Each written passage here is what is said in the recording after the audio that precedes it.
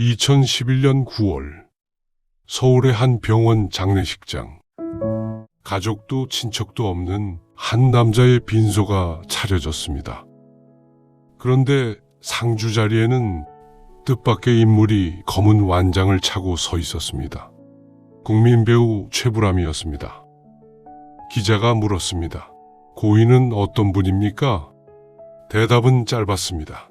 중국집에서 음식을 배달하던 분입니다. 그의 이름은 김우수. 작은 고시원 방에서 살며 철가방을 들고 서울의 골목을 달리던 사람이었습니다. 가진 것이 거의 없었던 이 남자는 과연 누구이며 도대체 무엇을 남겨놓았던 것일까요? 김우수. 1957년에 태어났습니다. 제가 듣기로는 고아원에서 보적을 만들어줬대요. 고아원에 있다가 고아원 도망쳐 나왔다 그러시더라고요. 누구보다 일찍 세상의 눈치를 배워야 했던 아이들. 김우수는 그런 아이 중 하나였습니다. 배움도 짧았습니다. 소년 시절에는 소년원, 어른이 되어서는 교도소를 드나들었습니다.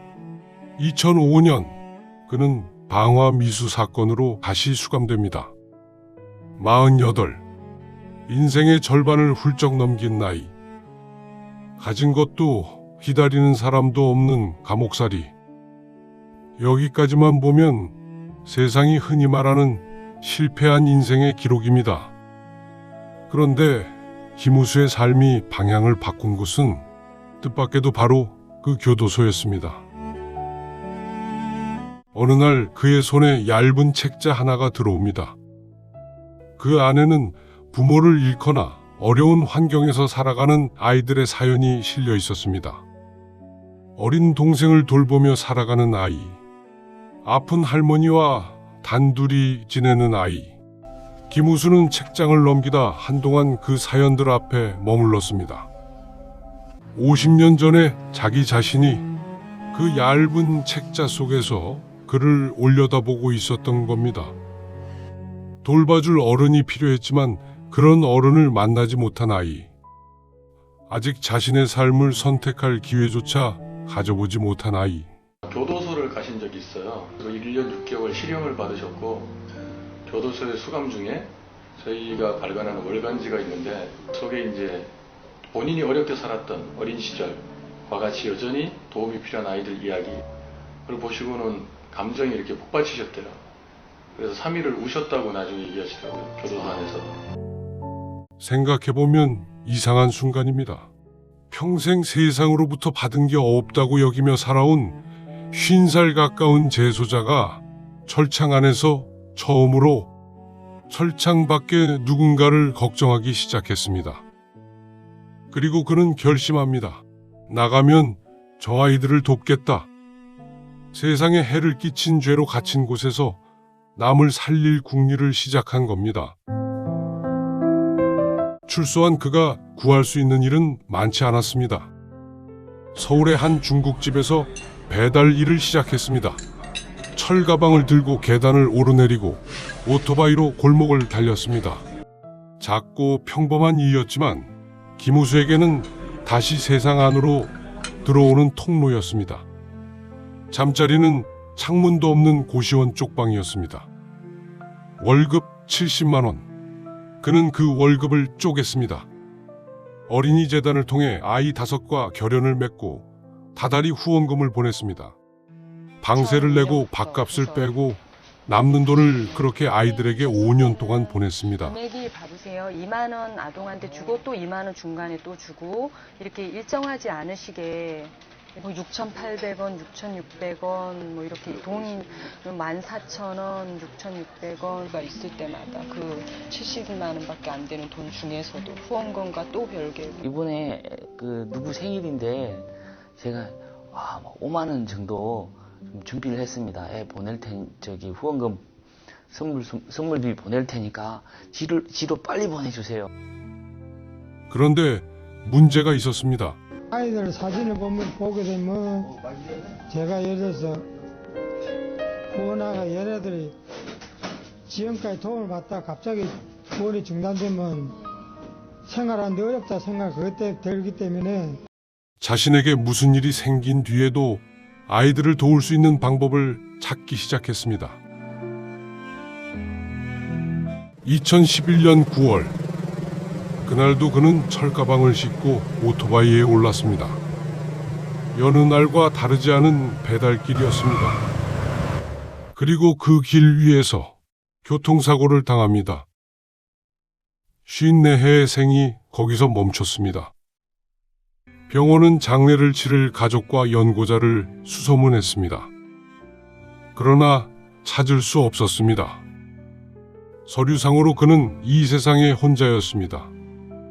그의 두 평방을 정리하던 사람들은 몇 가지 물건 앞에서 멈춰 섰습니다. 작은 책상 위에는 그가 후원하던 5 아이의 사진이 마치 가족 사진처럼 놓여 있었습니다.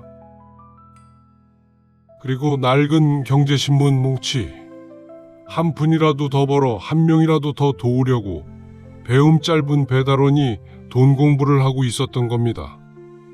조조 영화표도 몇 장 남아 있었습니다. 값이 싼 아침 영화를 보는 것이 빠듯한 생활 속에서 그가 자신에게 남겨둔 작은 즐거움이었습니다. 아이들이 보내온 편지와 후원 서류, 종신보험 가입 서류, 장기기증 서약서도 함께 남아 있었습니다. 자신에게 무슨 일이 생긴 뒤에도 아이들을 도울 방법, 그가 찾아낸 답이 여기 있었습니다. 그러셔가지고 그 과거에 다치신 거라든지 이런 게 있어서 가입하시기 힘들었죠. 죽으면 사망보험금을 또 기부를 할 수 있다 이래서 보면 4천만 원이었어요. 예, 한국복지재단이죠. 편지만 오가는 이름뿐인 아저씨였지만 그는 아마도 자신이 그 아이들의 보호자라고 생각했던 것 같습니다. 고인이 아마 아버지일 수도 있었고 한 가장일 수 있었다고 생각을 하셨던 것 같아요. 예. 고시원 방에서 발견된 서류를 통해 어린이 재단에 연락이 닿았습니다. 무연고로 처리될 뻔한 그의 장례, 이렇게 어린이 재단이 맡게 됐습니다. 재단 후원회장이던 배우 최불암이 상주 완장을 찾습니다. 생전에 그의 선행을 아는 사람은 일부에 불과했습니다. 그의 삶이 널리 알려진 것은 이때부터였습니다. 그가 후원하던 아이들이 왔습니다. 고시원 이웃들이 왔습니다. 그가 일하던 중국집 동료들이 왔고 생전에 한 번도 만난 적 없는 시민들이 신문을 보고 찾아왔습니다. 평생 제대로 된 집 한 채, 제대로 된 가족 하나 가져보지 못했던 남자, 그 마지막 길을 거의 온 나라가 유족이 되어 배웅해 준 것입니다. 그리고 이듬해 그의 이야기는 철가방 우수시라는 영화로 만들어졌습니다. 배우들은 출연료를 받지 않고 그의 삶을 연기했고 영화를 통해 얻은 수익은 어려운 이웃을 돕는 데 사용됐습니다. 죽은 뒤에도 그의 이야기가 그의 방식대로 일을 한 셈입니다. 그는 생전에 보험회사 관계자에게 이렇게 말했다고 합니다. 수첩에 이제 사진 막 보여주면서 네. 요 아이들 얘들 때문에 내가 살고 있다 그러면서 자랑하고 막 사는 목적 제가 때문에 일을 열심히 해야 되고 오랫동안 살아야 된다. 매달 기다리는 아이들이 있었기에 그는 일을 계속할 수 있었습니다. 다시 과거의 삶으로 돌아가지 않아야 할 이유가 생겼고 내일을 준비할 이유도 생겼습니다. 세상의 기준으로 그의 전반생은 실패였는지 모릅니다. 그의 마지막 5년이 그런 과거를 없었던 일로 만들어주는 것은 아닙니다. 다만 그는 어느 지점에선가 방향을 바꿨고 한번 바꾼 방향을 마지막까지 지켰습니다. 가진 것이 많아진 뒤에 시작한 것도 아니었습니다. 형편이 넉넉해질 때를 기다리지 않았고 자기가 할 수 있는 만큼을 매달 반복했습니다. 인생의 늦은 때라는 건 없다라는 아주 오래된 교훈을 그렇게 보여줬습니다. 저야 뭐 다 건강하게 오랫동안 후원할 수 있는 게 소망이지요. 어쩌면 한 사람의 인생은 얼마나 멀리 갔느냐보다 마지막까지 어느 방향으로 걸었느냐로 기억되는지도 모릅니다. 어른의 시간이었습니다.